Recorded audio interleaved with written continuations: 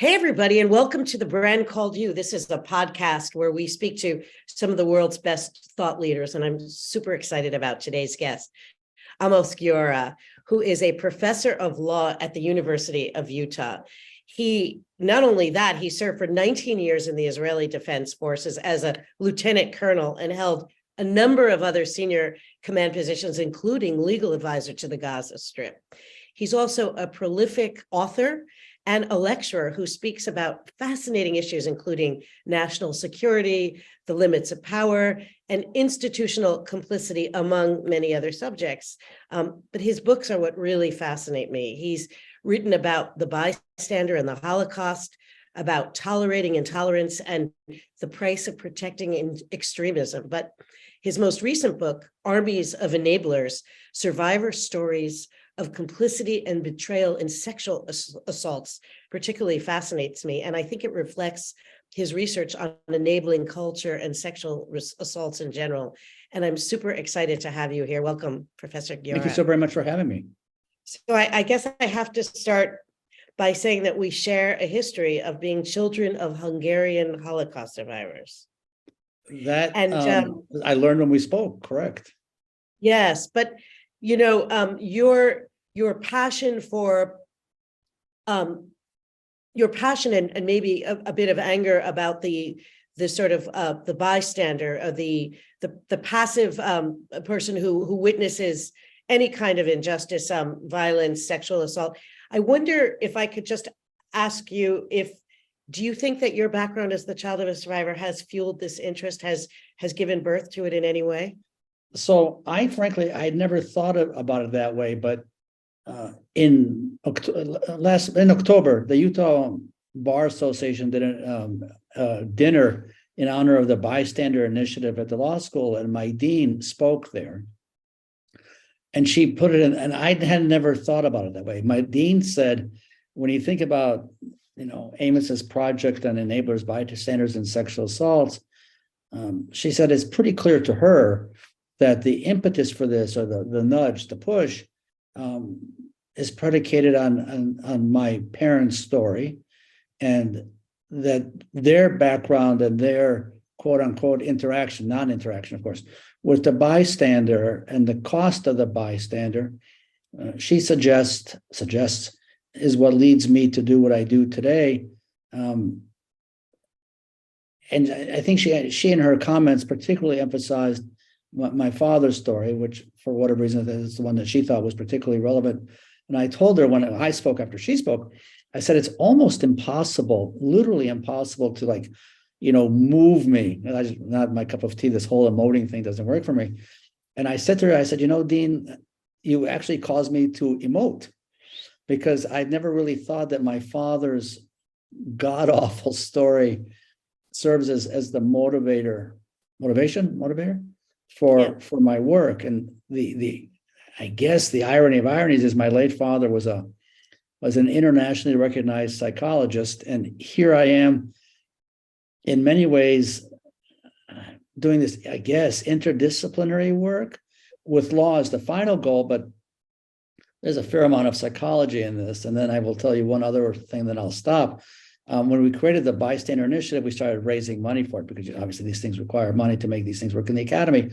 And one of the people who reached out to me, and is a very, very, very, very generous donor, when I said, wow, given the size of his generosity, he turns out he had been a student of my father's 60 years ago, and made it very clear that, first of all, he's forever grateful to my father.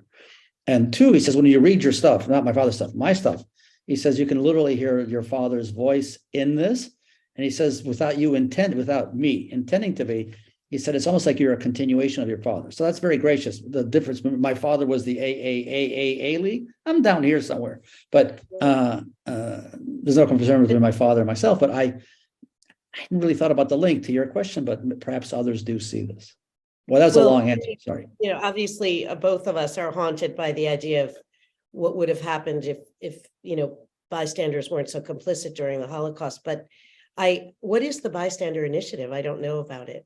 So at the University of Utah Law School, we've created a Bystander Initiative, which enables me to undertake this huge project called with a particular focus on the ecosystem of pedophilia. I have 7 students, 4 undergraduates, 3 law students working on me. In 1997, a 12-year-old boy was murdered in West Virginia by his teacher principal. The case was covered up by local law enforcement. The teacher had been shuffled from school to school in Pennsylvania and in West Virginia. The private detective, an extraordinary person named Dan Barber, who lives in Erie, Pennsylvania, broke the case, took him 2 years. And Mr. Barber, who today is 75 years old, made this extraordinary decision half a year ago to bequeath to me contractually, formally, officially, 15,000 pages of documents related to the murder of the little boy. And so I'm using those documents and the boy's murder as the, I think platform is the right word, platform for examining the ecosystem of pedophilia. I'm working on a book, working on an article. Will be podcasts about it. To make all this happen requires, funding, and the way that centers, programs, initiatives work in the academy is you got to go out on the hustings and raise money. Is part of the ecosystem of pedophilia the complicit bystander? 100%. Actually, more than that, what makes the ecosystem, yes, but more nefarious than that are the enablers. School administrators who knew about this particular teacher because there had been reports, rumors, stories, out there for 30 years. I mean, this guy was a serial predator. And every time the temperature got a little bit hot, he would simply be shuffled from school to school. Yeah. So in that sense, it's not bystanders, but it's enablers, different kinds of enablers. But I'm very involved in efforts to criminalize the behavior of enablers, because I don't view it as a moral failings. Moral failings don't interest me. I'm, professor of law and not professor of ethics. And so one of the things I'm really involved in, whether in the United States or elsewhere in the world, is working with legislators to see if we can criminalize the action of enablers. There is no jurisdiction in the world that does so. This, for me, would be a significant achievement on behalf of the survivor. So there is no bystander laws if you witness a crime and don't. Hang on. There's a difference between bystanders and enablers. Bystanders are physically present, and you're right. There are 11 states. Utah is now the 11th. There are 28 countries that have laws criminalizing the bystander who doesn't act when seeing a vulnerable individual. The enabler, different from the bystander, the enabler is not present when harm occurs. The enabler knows of the harm, for instance, receiving reports. So it's one step removed, because bystander present, enabler not present. Yeah. The enablers I look at are institutional leaders, whether it's university presidents, coaches, trainers, CEOs, I don't care who it is. Churches. Absolutely. 100%. That's right.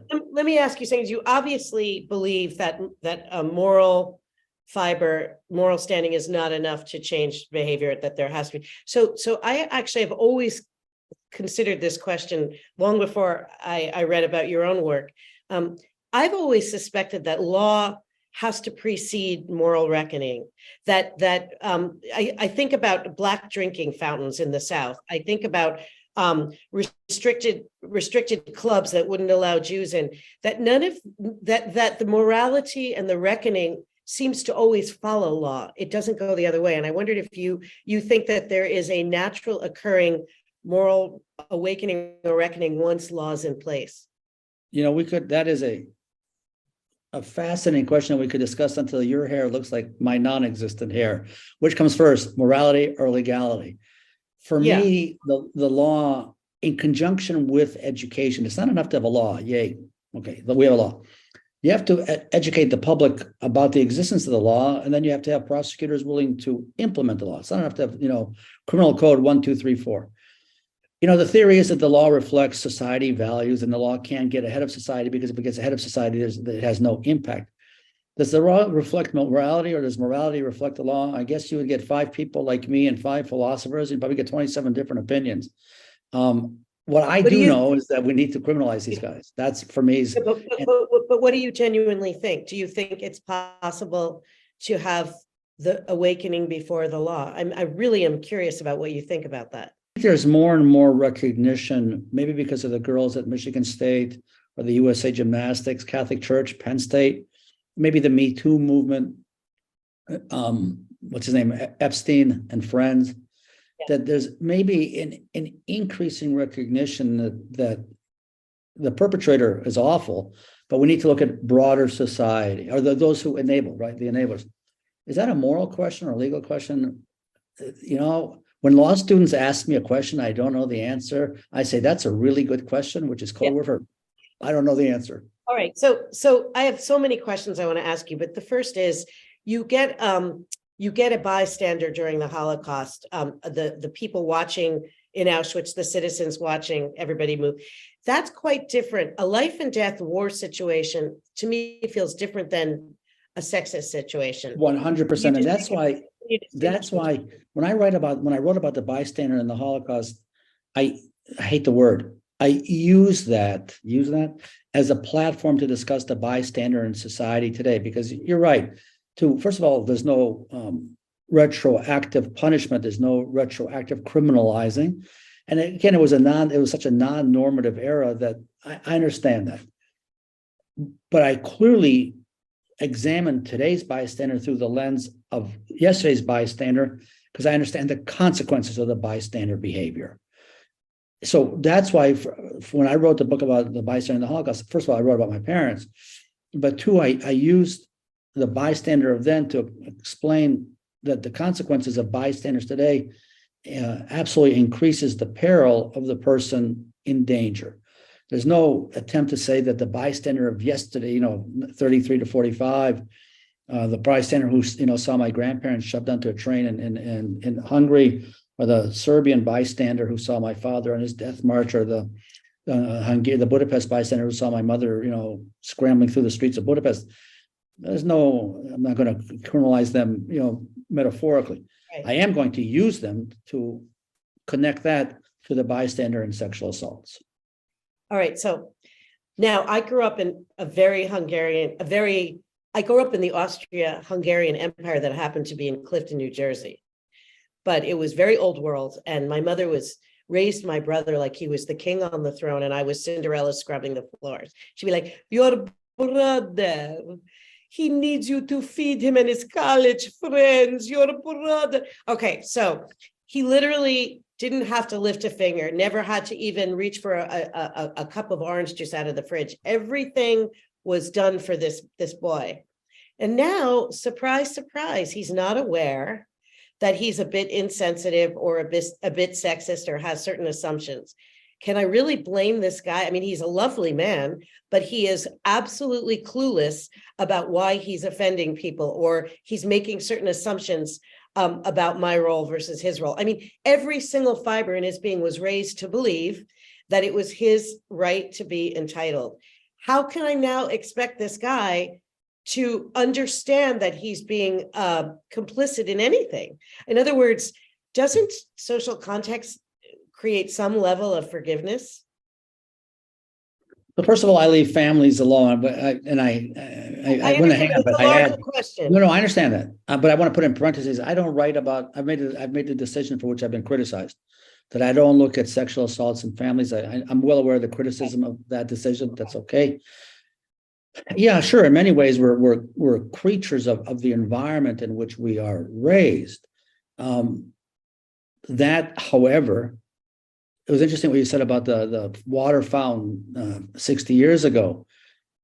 When I teach criminal procedure, I start off with a lecture the first day of class by saying two things. One, what's DWB, driving while black? That's the only way to view all cases. And two, I remind all my students that 60 years ago, a black man and a white man couldn't drink out of the same water fountain in the United States of America, not somewhere in the world, the United States of America. In terms of what societal expectations, and what you're suggesting here about your brother, how you were raised, without in any way touching upon mom. The fact that society has certain codes doesn't mean that those codes are quote unquote kosher.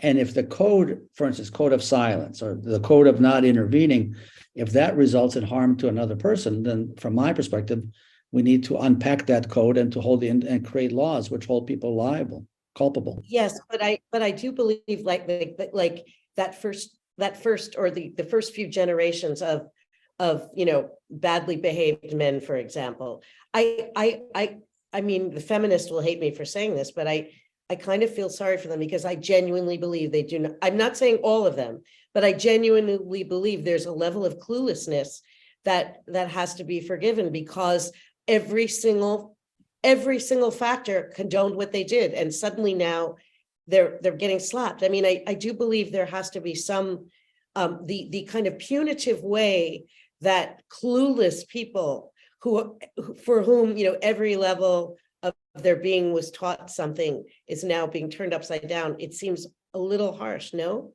Well, first of all, Please. you're too young to remember Spiro Agnew, who was vice president of the United States of America. When the tax authorities came to him a couple of years later, he said, you know, the bastards changed the rules and forgot to tell me. Right. So, right, okay. But so for me, in terms of the criminalization efforts, it's not looking back, it's looking forward. And you're right. That's why I said a few minutes ago that laws are important, and it's important to have them in the book. But equally important is part and parcel of that is educating the public about that. So you're right. There is that. Take Hollywood, which, I mean, I don't watch movies, but I'm told that, you know, Harvey Weinstein, who was a god-awful human being, or Jeffrey Epstein, you know, also similarly a god-awful human being. From their perspective, I'm sure that was just the norm. And all those who were at the dinner parties at Epstein's, you know, modest home there in Manhattan, or the place in Florida or wherever else he was, they probably saw that as the social norm. Yeah. Moving forward, those who will enable the next Jeffrey Epstein, or the next Harvey Weinstein, or the next Jerry Sandusky at Penn State, or the next doctor here, there, and everywhere, moving forward, learning from that's where the criminalization comes in. And that, for me, is the focus of this. So it really has to be law accompanied with real education. Yeah, 100%. Right. Totally. One or the other. Yeah. Let me ask you a question. I'm the daughter of a scientist. And every man in my family is a scientist. So I always go to the neuroscience aspect. There has to be some level of neuroscientific benefit for being a quiet bystander. The brain must be telling something to its complicit user. No, I don't know. I'm just curious.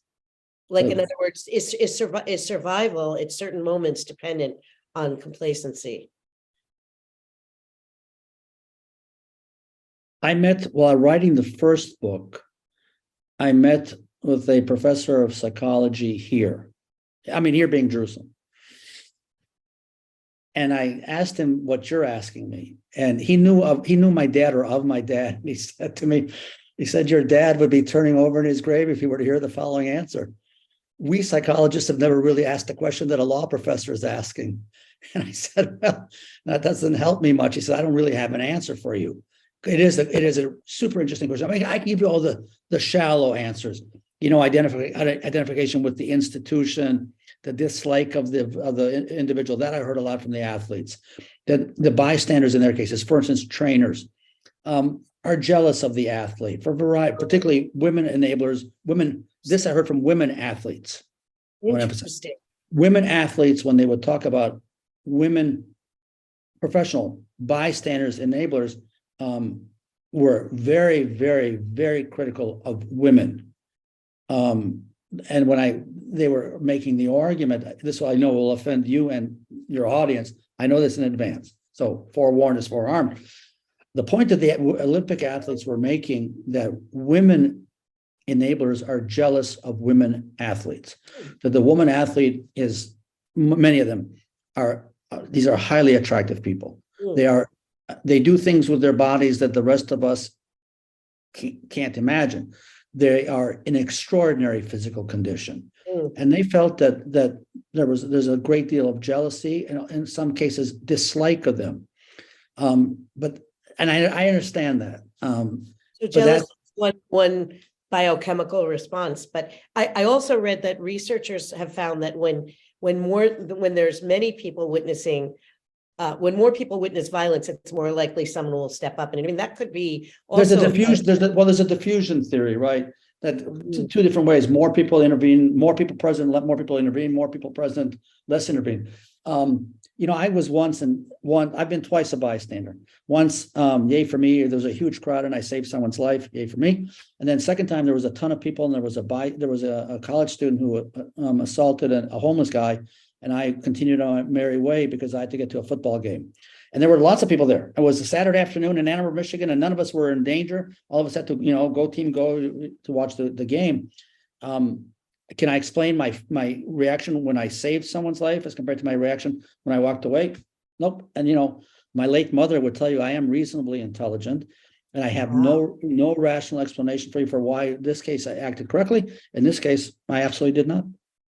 By the way, the second instance, if I were local law enforcement, if there were a law in the books, I would absolutely criminalize me, 100%. There was I wasn't in danger. The team would win, or the team would win or lose without me. They didn't need me in the stands, but hell, I gotta go to the game. I mean, I think it's such an under-researched area, isn't it? Totally. One of the things that we're in the article I'm writing, we're putting out a call for research. One of the things that is not only under-researched, it's non-researched, and that is assessing empirically, data-driven, the consequences of the actions of the enabler. I can tell you story after story. I mean, I can regale you with anecdotes until tomorrow, but I can't show you empirically how that harm is accessible empirically. And that's one of the things I've reached out to and all the people who are gracious enough. Harm to who? Harm to who? To the survivor. Say it again. To the consequences of the enabler to the survivor.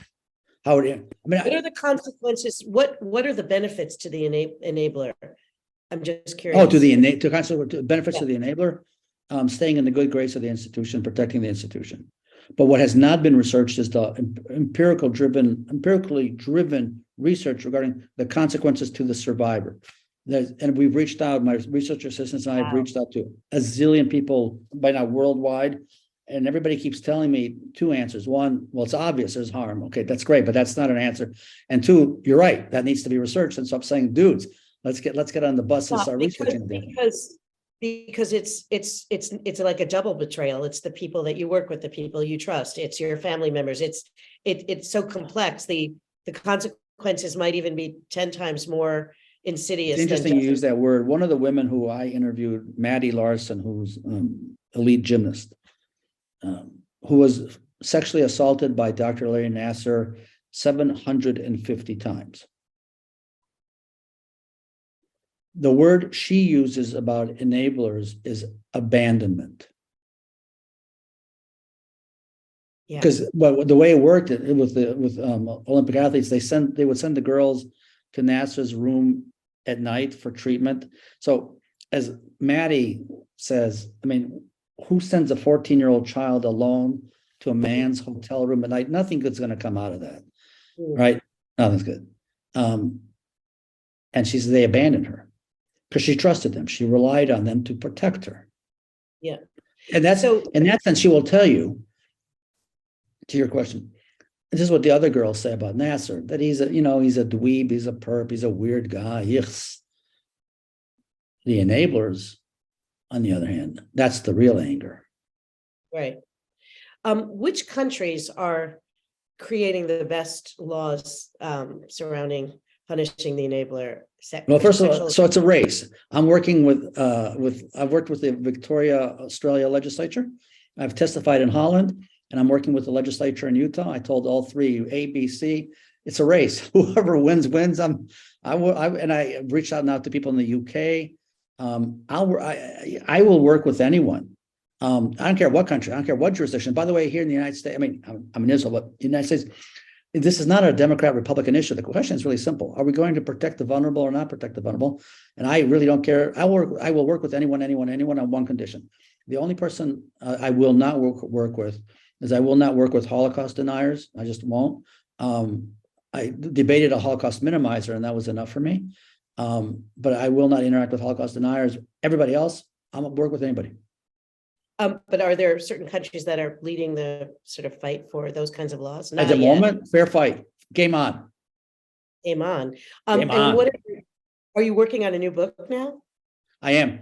I'm working on a new book called The Ecosystem of Paedophilia, which is terrible, right? Wow. It's based on the kickoff of the book is the murder of the 12-year-old boy, Jeremy Bell. Yeah. And then having a long discussion about enablers, long discussion about ecosystems. it is a terrible book, and that's what I'm working on. In addition to an article about the boy. But is obviously the ecosystem will lead, in your case, to legislation. That's the point. That's what drives me. That's what drives me all day, all night. The other thing that interesting is I hate the word interesting. As a result of all this, is most mornings, I wake up to emails from people who around the world who reach out to me because they've heard me, seen me, whatever. Not to talk about the perp. I mean, the perp's the perp. And many of them, men and women alike, tell me, the perp, it sucked, but move on. It's the enabler who really is causing them retrospectively significant, more than significant, real anger. Yeah, I mean, even, I think of my own life, even something as simple as a parent not condoning bad behavior on the part of a sibling is painful enough, right? And then you think about these massive affronts like sexual assault and pedophilia. It must be intolerable. Yeah, I had a woman reached out to me, we'll call her Jane, who was raped, a date rape. And she reached out to me. She said, listen, it sucked. I was stupid. He was stupid. He was drunk. I was drunk. It was awful. Okay, shit happens. She said, but that's not who I'm mad at. She said, now I understand who enabled him. And that's who angers me. And I thought that was a really, really interesting way of approaching. I can't end as an American to an American. I can't end without asking you whether, you've obviously witnessed the enablers in Congress when it came to January 6th. And not standing up to an insurrection. And there's been a lot politically, which is obviously brings back memories to all of us who are Holocaust children. And I just wonder if you see parallels to anything happening in our own country politically with turning Yeah, so that's an interesting question.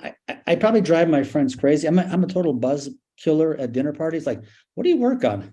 Let me tell you about my recent book. January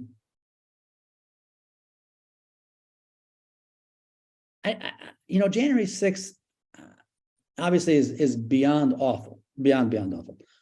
But maybe it's all connected. And without making this into politics, but when the former president of the United States of America has this cash dinner with a Holocaust denier. Right. And then members of a particular political party trip over themselves. Yes. I don't know if to protect him or to protect themselves or to protect themselves, however you define it. Those are they're actually bystanders and enablers.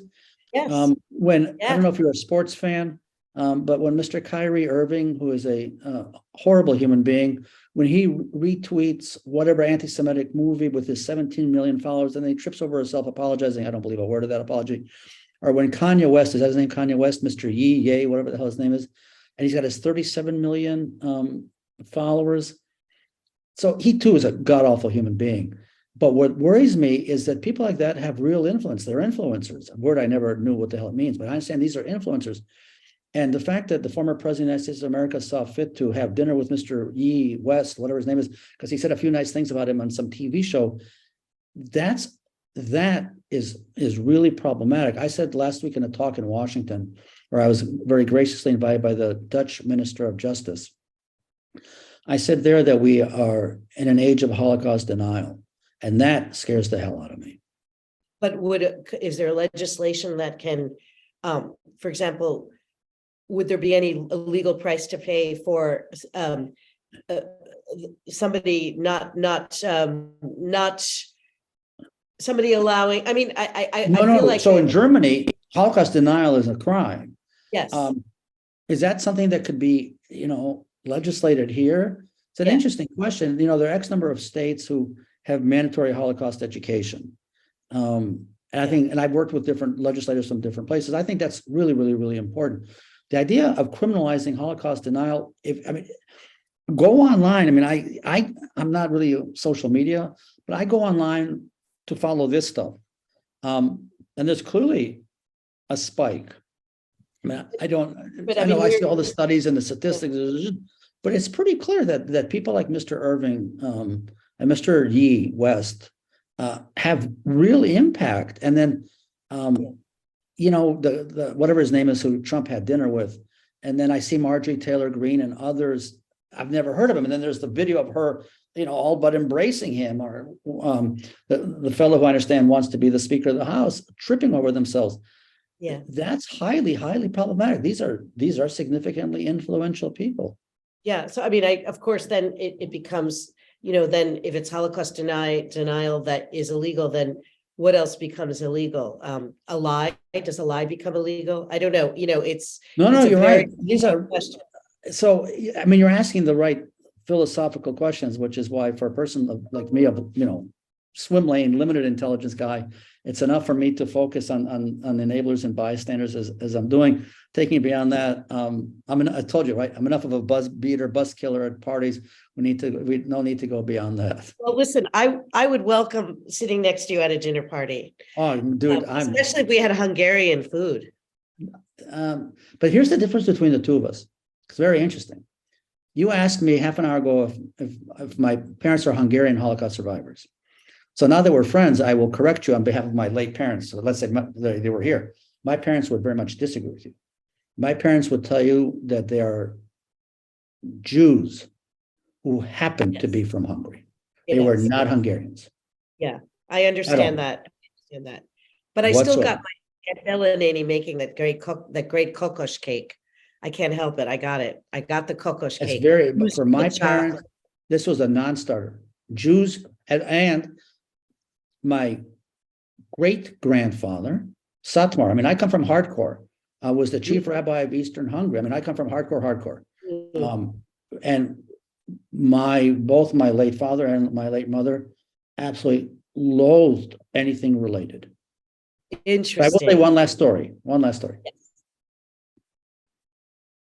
20 years ago, the Hungarian Catholic Church did an extraordinary conference under the auspices of the Vatican, mea culpa. And they looked for a keynote speaker, and the conditions, the criteria for the keynote speaker had to be Holocaust survivor from Hungary, world-class reputation academic, and somebody who would speak Hungarian. So they did this Google schmoogle search, and they invited my father to be the keynote speaker. And my father's conditions were, one, that he would speak the truth, and two, that he would not speak Hungarian. They said to him, on Hungarian, we can speak whatever the language you want, and the truth, we need to think about it. And to which he responded, if the truth doesn't work for you, then I'm not in. And there was a back and forth negotiation. At the end of the day, they said yes to the truth and speak whatever language you want.